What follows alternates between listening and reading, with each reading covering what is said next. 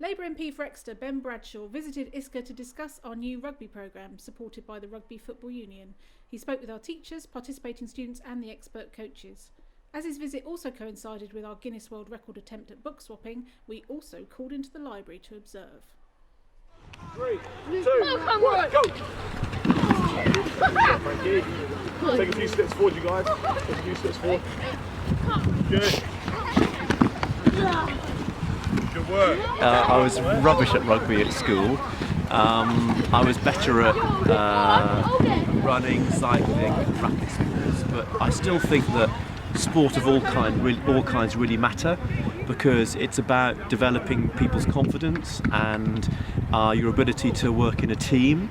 And as we know, with some of the really serious growing problems with fitness and obesity, that encouraging people to get involved in any sport, regardless of what it is a really valuable thing. And if you can do it at that age and they carry on doing it when they're older, they're going to lead more successful, healthier, happier lives, as well as saving the National Health Service a lot of money. Do you think that Exeter's 2015 celebrating the Rugby World Cup will be a bigger attraction than the Tour de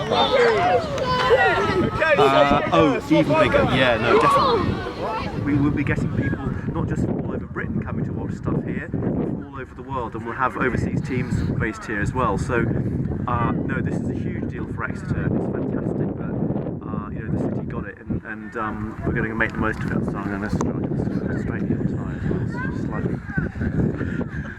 We don't want you not looking your best for the camera, do we? A scruff like me.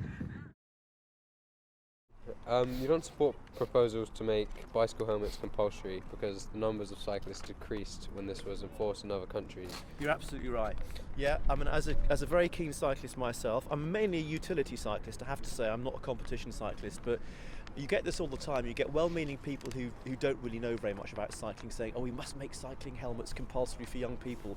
But if you look at the evidence, in those countries and states where that's happened, cycling among young people has fallen off a cliff. It's plummeted. And overall, the health benefits of cycling are so much more than the health benefits you get from wearing a helmet. So all of the medical advice and medical research is don't make cycle helmets compulsory. Yes, encourage people to wear them, but if you make them compulsory, the impact on people's health overall is very negative. To what extent do you think policies should be led by public perception?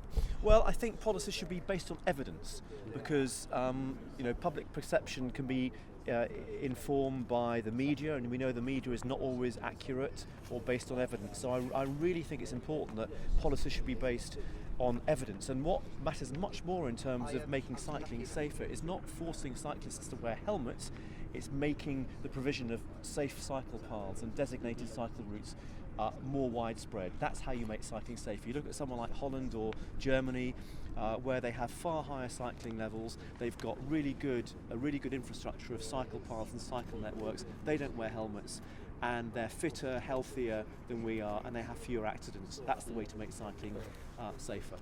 And finally, what are you hoping to achieve in 2015?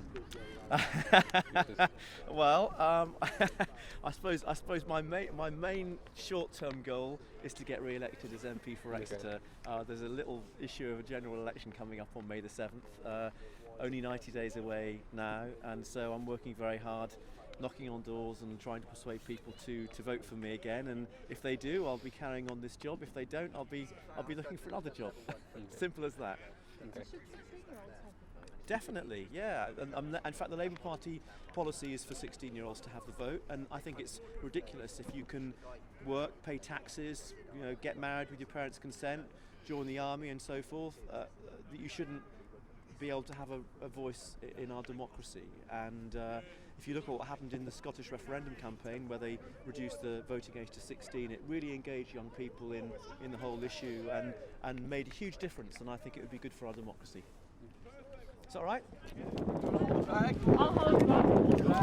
I'll go talk to the bag. You're going to hold the bag up? Okay, what's this man right here? The guy that's going to tackle. Gotta make him good, okay? He's the ball carrier, okay? So Jake, come over here and make a tackle for me.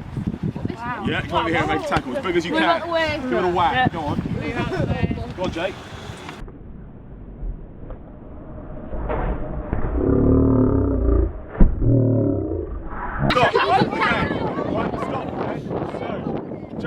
floor. Okay, because when you make a tackle, you fall on the floor, don't you? Okay, so Jake's on the floor, he's made a tackle. What's this going to create? A ruck, okay? Who do we think this man over here is? He's going to come in and try to take the ball, isn't he? So what this man is going to do, come in. You've got to move out of the way. You roll out of the way, come in. There's a little fight on the ball, you've got to push him back. Does that make sense?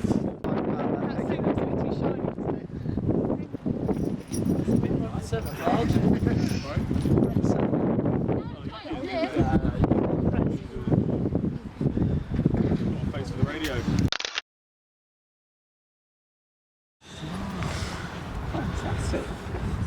That's really good. That's really impressive. And this is going to be worn where? It's going to be awarded to Dan here Yeah. next Saturday at Twickenham when England play Italy at half time. So he gets to go up with 2 of the members of staff and What, to watch the match? watch the match Fantastic. and be presented it. at Yeah. half-time. So what's this project, the extra training, or how's that kind of, what difference has that made to you, would you say, in terms of your interest and ability in the sport? Has it? Yeah. Make more confident. Yeah? Enjoyment as well. We were stood over there freezing, and I didn't see any of you looking cold, and you all seemed to have a bit of a smile on your face. It was a little bit frightening watching Frankie hit those So pads in the morning. were you all already quite good at rugby and interested in it, or did you get interested in it? So you all quite interested? First, I didn't even know how to play. I kept on throwing the ball forwards. Very good. Well, thanks very much for that, and congratulations. Thank you. And let's hope we do well in the World Cup. Yeah.